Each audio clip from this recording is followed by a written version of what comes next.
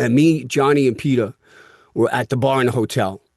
And Dave was sitting alone at the bar drinking, not talking to us.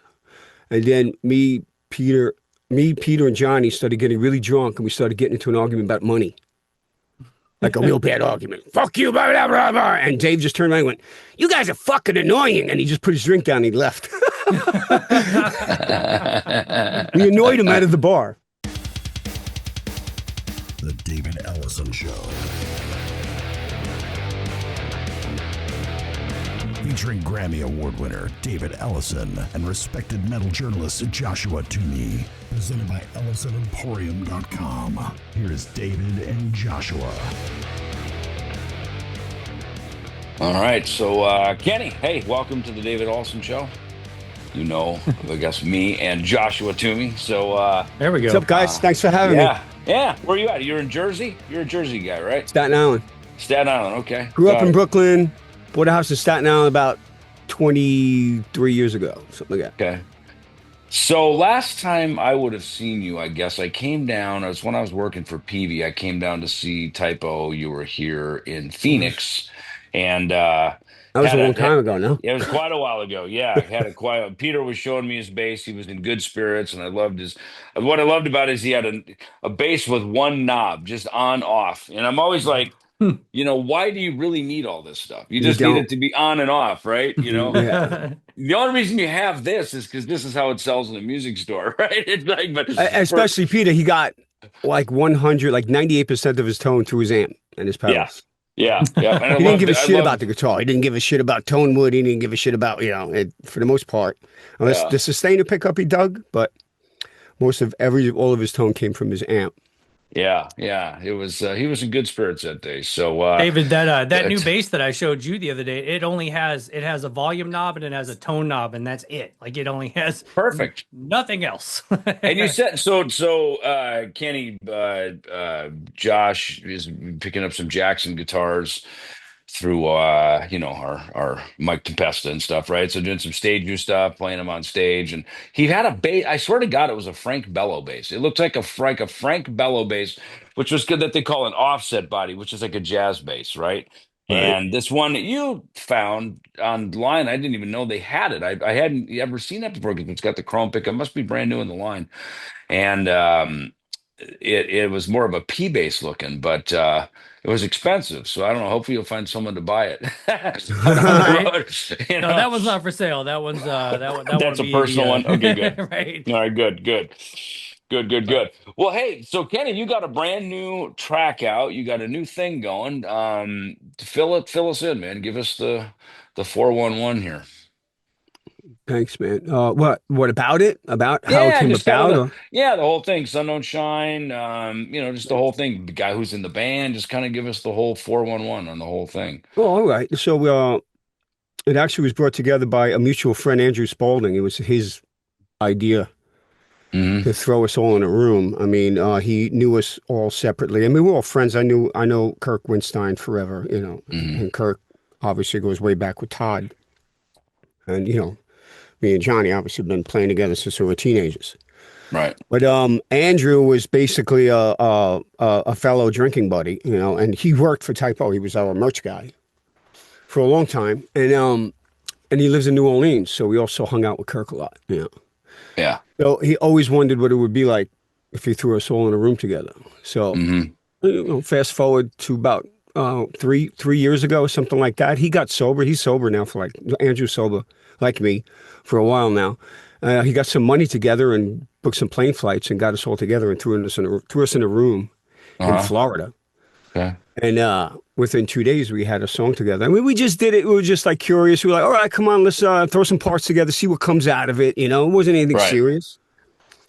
And when we came out of it, we came out with a song that was, and we were all very excited about it, and that's how it ended up becoming more of a band, and moving forward with it. So is it one song? Do you have an album? What do you have? Oh, well, it was a one song, and then we ended up changing the name from I Am to Sun Don't Shine. There was already a couple bands with that name, I Am, and we got together and we wrote 10 more songs. So nice. It'll be a full length coming out early next year. And you're singing, correct? I'm singing mostly. Kirk singing too, whenever I can get him to sing. Yeah. Dude, you've got a great voice, man. Thank Like you. I when I heard it, I was like, really? I didn't expect. I had asked Josh, said, "And who's singing again?" Because we were chatting this morning, and I don't. I guess I hadn't.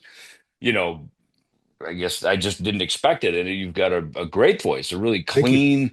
clean, nice, beautiful melodies and everything. So Thanks. I was very surprised. Surprised because of sometimes the bands we come out of are so heavy, and Yeah, your well, this case, this you last know. song, if you're going by just this last thing, it's one of the more mellow, like hard rock Hmm. ballad type things. So yeah, I did lay back with my voice. I didn't lay it in hard, on the rasp and all that.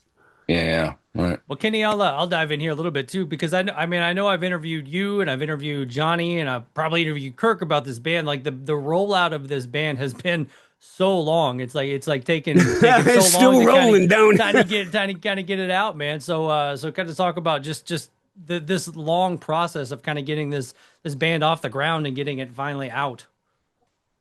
Well, it seems long, I guess, from the outside, but as far as how much we've actually worked together, it's not really all that much time, getting us all in a room with the busy schedule. I mean, Kirk is just always, he's the monster, road dog is always on the road. So is Johnny, so it's hard to get everybody together at the same time. So it was born out of, let's see, there was the first session with one song, and then there was two other sessions where I actually flew down to New Orleans.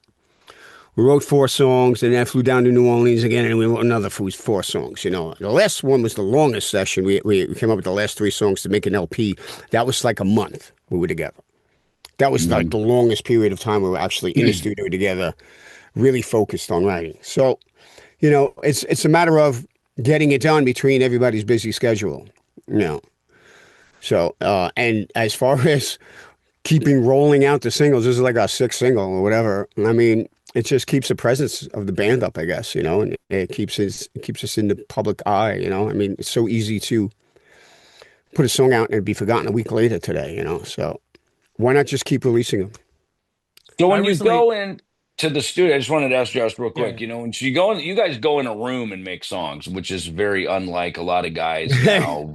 Myself included. At times, you're physically you can't be in a room. You live in different countries or whatever. Yeah, So excuse me, you're not sending files around, but at some point, I assume we are. you There's a send it degree off of to that. get yeah, I would think so, right? Then you send it off to get mixed and stuff like that, right? So there's kind of the writing in the room. Do you track in the room? Like kind of just go through the process of how It's that been a weird works. process. I mean, like the first group of songs, maybe I had a few ideas and Kirk had a few ideas. We put them together and we just kind of did these loose arrangements with Johnny playing in the background. And then I ended up coming back to my studio and piecing it together, writing Mm, vocals. And so a lot of my guitar work is done right here in my studio and most of my vocals. A few songs where I actually got all my vocals down and I got my guitar work down at OCD Productions in New Orleans. But even this last bout, it's been both, a little of both. Like I'll send my rhythms and my leads and my vocals back, and then Windstein will go in with Dwayne into OCD and he'll put his take on it down, his rhythm mm, tracks and his leads, and we would finish the songs up that way, but the last 3 that we just finished, which was in July, we actually stood in the room. It's the first time we actually stood in the room through all 3 songs from the first musical motif right to the last vocal track, and completed them all in New Orleans. So that was the one real experience where we're actually in a room together creating from scratch, and finishing it. And even then, some of the guitar work I did when I came home, and some of the vocal work I finished up. Not sure. much though this time. Yeah. So it's been a bit of both, It's whatever you have to do to get it done, in this in the climate today, where everyone's busy and everybody's separated by miles. Because I believe Johnny's down in Texas, right? And then the Crowbar Yes. guys down in LA, and you being, I mean, not LA, but Louisiana, and Yes. then you're up there in New York. So yeah, it's definitely a pain in the butt to kind of get everybody in the same room. Right.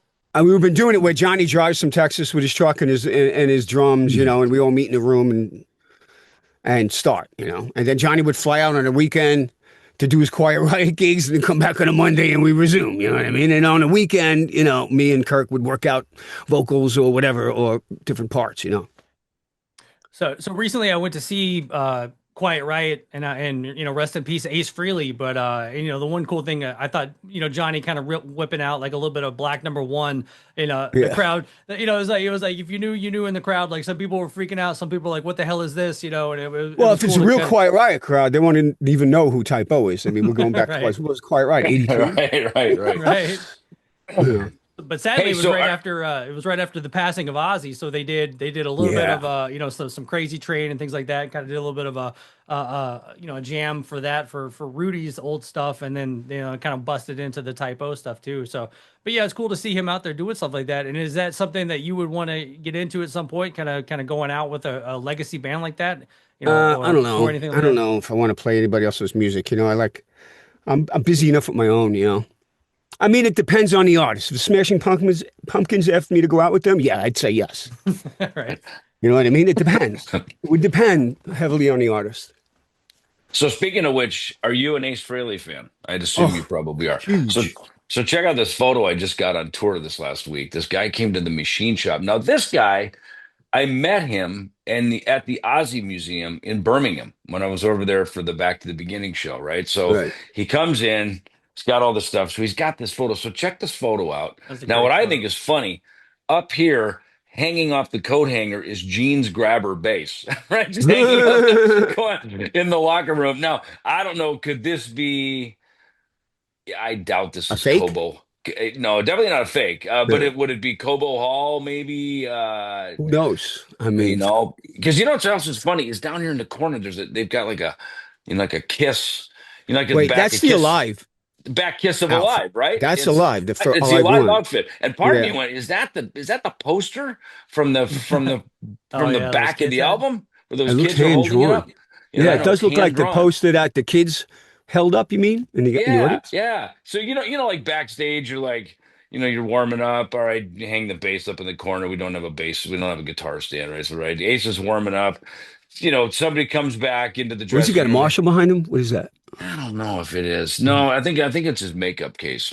Oh. And you know what's funny about Ace is he always had a Fender around, and I saw this picture of Ace walking to the stage behind. I think it was probably like Rock and Roll Over era, I got an right? Ace picture too.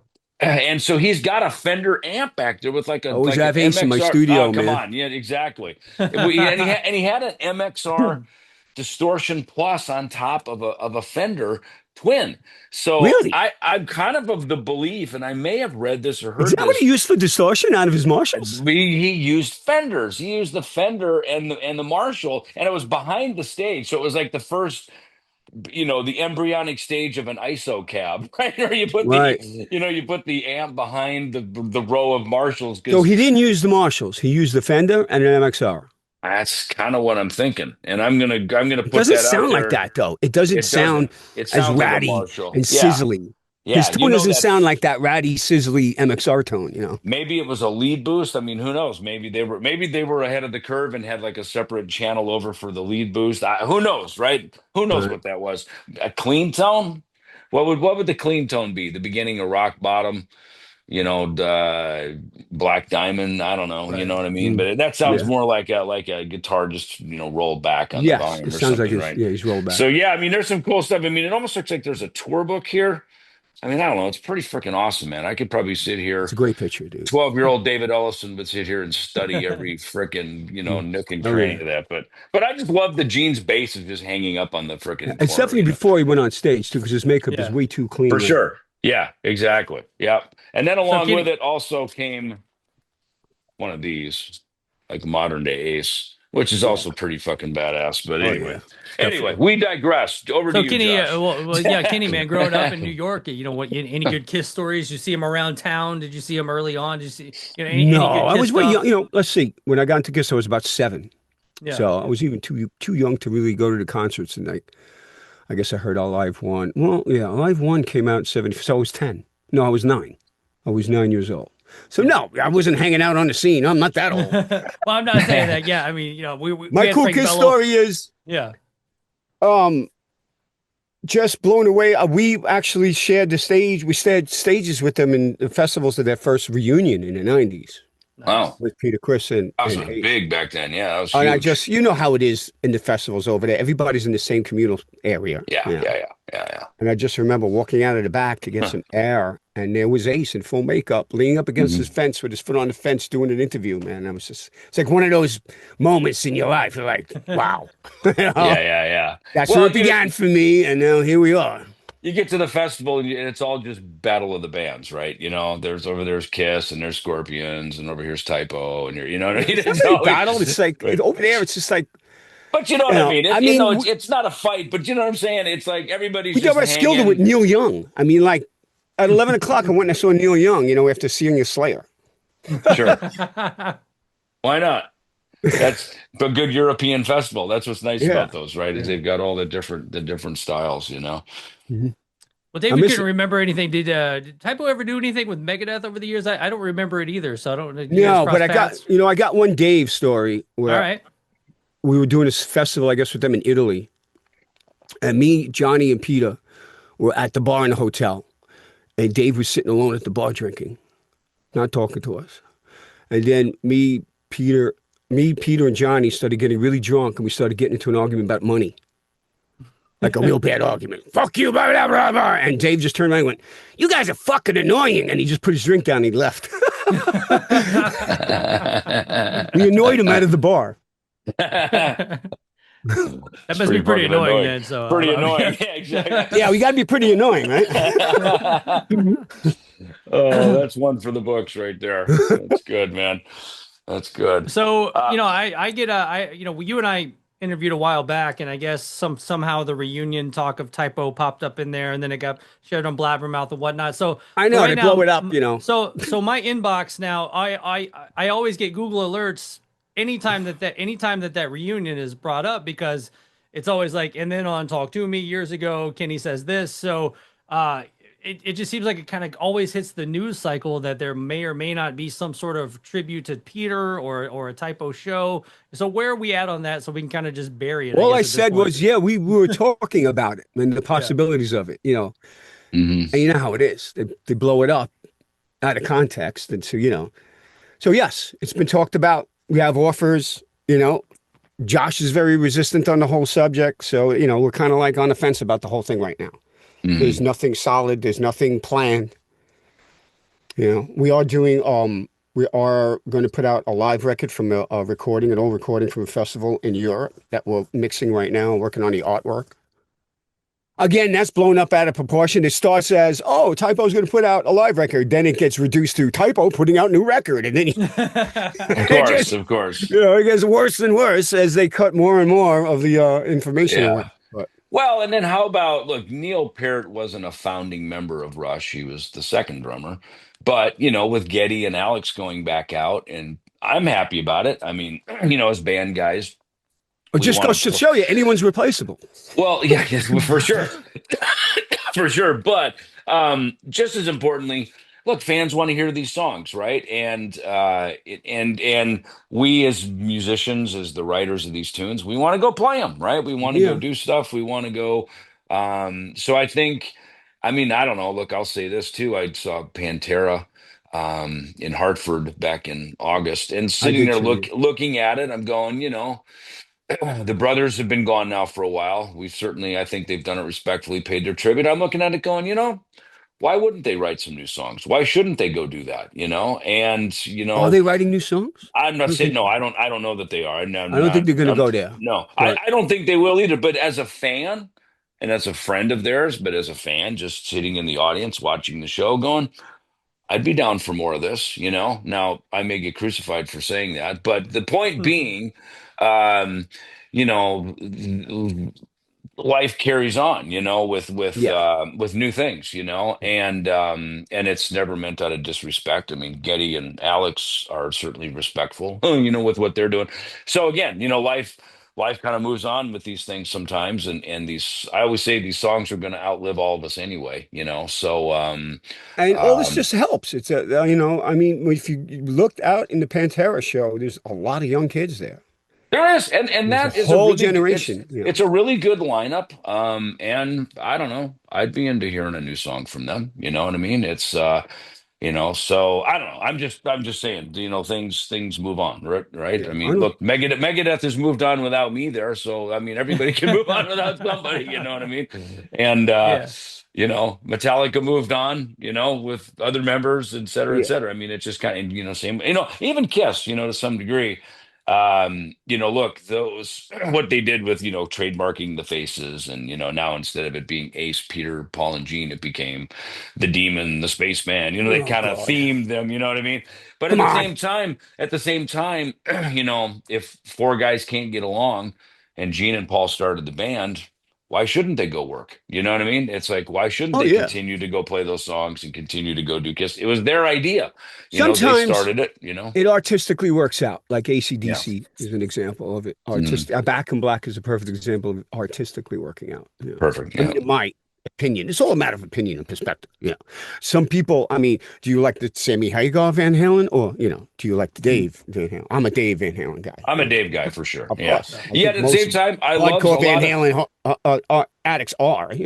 I love early Sammy Hagar, stuff like Three Lock Box and Backwards. I love Oh, like I his like stuff. his 70s Yeah. stuff. So Yeah. 70s stuff, the early 80s, hmm I love those era of Sammy Hagar. Of course, I'm a big Montrose fan, so Well, I love Montrose what is what Sammy gave birth to says. Van Halen. If you listen to that early Montrose stuff, it's like listening to a Van Halen record. It was Yeah, like, yeah. And then shit. then you read Totally these makes sense books, why Eddie asked him to sing. and then you read these books, and they talk about, Ted Templeman's like, maybe we should get Sammy Hagar in the band. He's I didn't know maybe he's that. better in the studio. I swear to goodness, I've read this stuff. I have a Ted Templeman book. I'm only halfway through it. But then we had Brad Talinsky on the show, and he wrote Eruption, which was essentially Eddie's posthumous biography. Sort of Oh, okay, I because haven't read that. Eddie never did write a book. He never did write Right. a memoir. Uh-huh. So he pieced together a bunch of interviews and various things. And Brad, again, was very respectful. And I thought the book was great. I felt like I was reading an Eddie memoir. And then you read Alex Van Halen's book. So, yeah, there was, I think maybe it was in Alex's book where they were talking about, going into the I love studio these for the books. first time. I love As them long as they're too. not smart, as long as they're not dragging each other under a bus, I No, hate that shit. It just me makes too. it Me just too. downgrades the Mhm. entire outlook of the band, and it's really that kind of shit I can't take. Yeah. But like you said, it's funny. Not this last year at NAMM, the year before, Jeff Waters from Annihilator, he hits me up. He comes to NAMM. Excuse me. He's hanging out in my coffee booth, and he hits me up. He goes, "Dude, what are you doing on Monday after NAMM?" I said, "I don't know. I'll be around." He goes, "I'm going to rent Sunset Sound. I'm going to lock it out for the afternoon so we can go in to the studio and geek out where Van Halen recorded, like basically the first four albums in Studio A, the small room." Oh God, I would love Right. to do that too, man. So we went in there. Yeah. He paid all this How money. We small is go in it? there. It's not big. It's I a pretty know, right? small room. It's got the piano and everything. I mean, it's not a tiny room, but then there's the big room. Joe Bonamassa was over cutting a record in the big room. I But I love Joe mean, the Bonamassa. hallway is lined with Toto, Led Zeppelin too. I Yeah, mean, just history. Doobie yeah, Brothers. yeah. A lot of. I think that's where Ted Templeman worked a lot. He did the Doobie Brothers stuff. He did, Yes. of Which I love Doobie course. Brothers stuff too. The Oh early yeah. stuff. Totally. The early Doobie stuff. So it was just so killer though to go, okay, so wait a minute, because the floor kind of leans down from the back where you would load in. It leans down into where then there's the wall, the glass, and then over on this side is the recording console. But you're thinking, so Alex, when he was set up with the drums, he was set up like this, like basically playing What do because they he have? said Do they have the original? Is it a Neve they have in there? What do they have in there? Do you I remember? I don't know, and I can't remember. I think they have updated I think some of it is the original console, and then they've updated. And I'm sorry if it's an API or a Neve. I can't remember. It might be an API that they have in there. Jeff would know. He's a tech nerd with this kind of stuff. Have you Um, heard? Have you heard the Room, Mike, recording of the yeah. Oh first my Van God, that's Halen what I was that gonna they put say. out on Yeah, YouTube? It's you, fucking incredible. It dude. sounds just like the record. It's like, And what's awesome. Sorry, I'm governor. What's awesome about it is you can hear like the vocal booth, Roth's vocal booth. You can hear Michael Anthony's bass. Right? Like it's just in the ice, it's in the room next door, or it's baffled off. And then Eddie stood down, I guess, next to the glass, kind of looking, next to and his, which would be, stage left for him, right? So they sort of set it up like the stage. They put, Alex in the middle, I guess Michael on the other side, stage right, and then Eddie down against the glass. And they just played in the room like a band. It was just, and I think they did that Incredible. for those first, I think up through Fair Warning, I believe. I mean, certainly the first three up through Women and Children first. Yeah, So they it's did it just, the same, basically yeah, the same way. yeah. So You ever seen super, that? super Have you ever seen where they badass. take "Running with the Devil" the opening bass line where chomp chomp chomp, but they actually put it on a grid and make it like in time, and how it makes it sound awful, like Yeah, of I saw course. It that. was all feel that Yeah. band. Right. but so they put it in time and it makes it just sound like boop boop boop boop. Well, and But it's there's the just same It with just something sounds like a about lot it. of bands today. Yeah. Yeah. And it's the same with pedals. It's like there's nothing like an angry SVT, like Oh getting it yeah. all god, Yeah. you know what I mean? And just really getting the thing farting out and fucking, that's just a great tone that you can't get in a pedal that has square wave distortion. You know what I mean? It's What just not blows the my same mind sound. about that stuff is the approach Templeton took towards Eddie, because Eddie couldn't double his guitars because you would lose all those nuances and all the bends and all the Mhm. crazy shit he did. So we had to figure Right. out a way to widen the guitars Right. without doubling them, which was always the problem with Eddie. So I guess the first album was with all the reverb on one side, right? And then Yeah. the guitar on the other side. And I remember the Van Halen brothers freaking out about it. They never liked it. They always hated it. And then for us as kids, when we heard that needle drop, we're like, holy shit, after the fucking, it's funny. The first thing we hear Eddie play is the raking the pick over the string tree, right up here, Yeah. right, and that's the first Mhm. thing that we like, bam, bam, bam, bam, 1, 2, 3, well, not now, right. So the very first Eddie lick is that the little scrape over the strings up by the nut. I think But the you're right. first thing I ever heard was Eruption.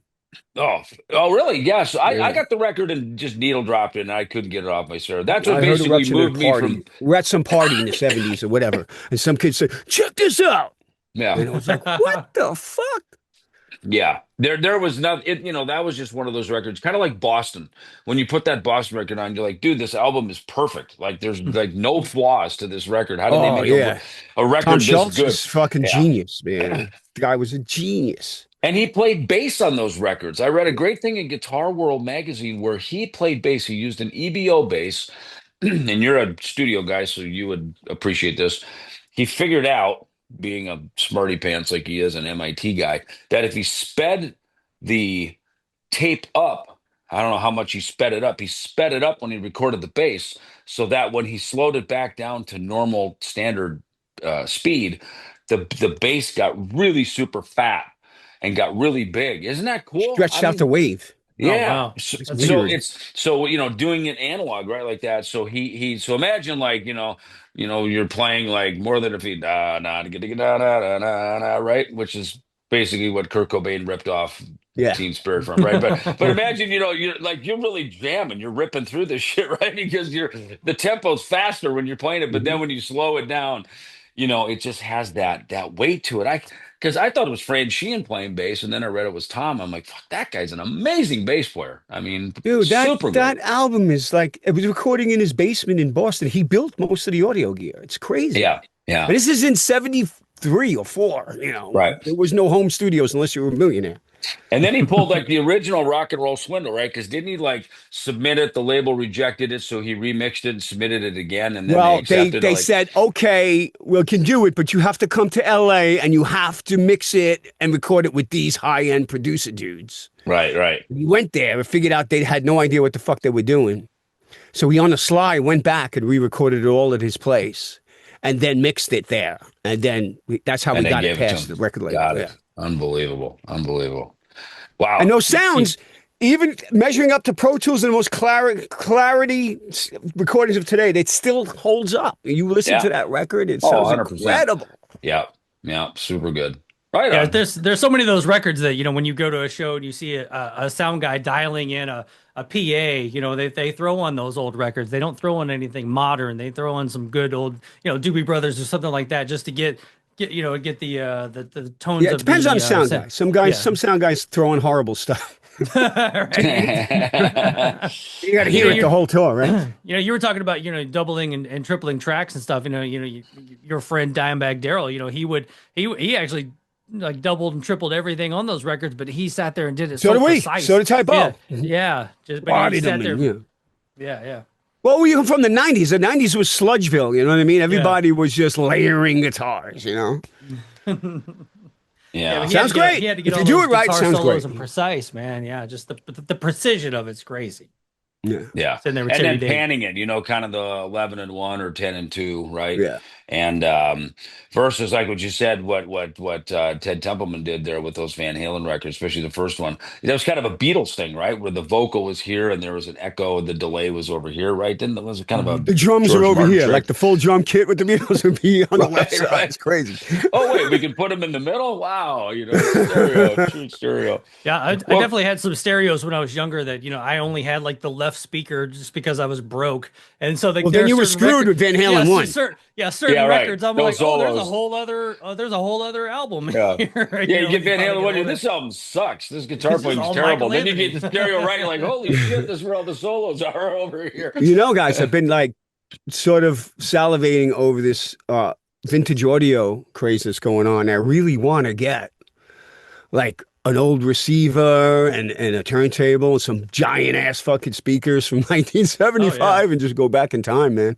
I used to like put on Kiss Alive 2, lay on the ground and make a pyramid of the speakers, or like Judas Priest, Scream of Vengeance, over my head and just explode my mind for hours, Well, and records were made like that. I mean, I guess they still are to some degree, but you're right. There's that stereo imaging was so important. And, you could tell the mixer from the drums if they were mixed from the mixer's position, hi-hat over here, that's going around the toms, right? Or if it was done from the listener's POV, right? So I think usually it was done from the engineer POV. And then there's bass, that these kids don't know what bass is unless they go to a real show. I mean, they're listening to Bluetooth speakers, which is like fake bass. Right. Well, you listen to fake bass in your earbuds, where are they hearing music great in their house? They're not anymore.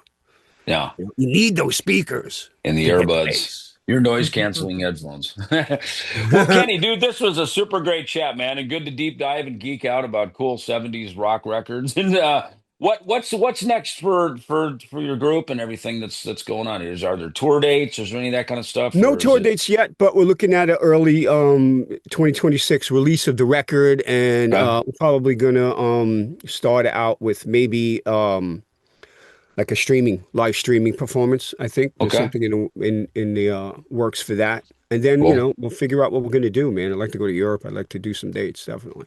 Sure. Yeah. Absolutely. Well, I appreciate it, Kenny. Thanks for jumping on with us, man. Thank you, guys. It's been Doing great. good. Yep. See ya. Bye. See ya.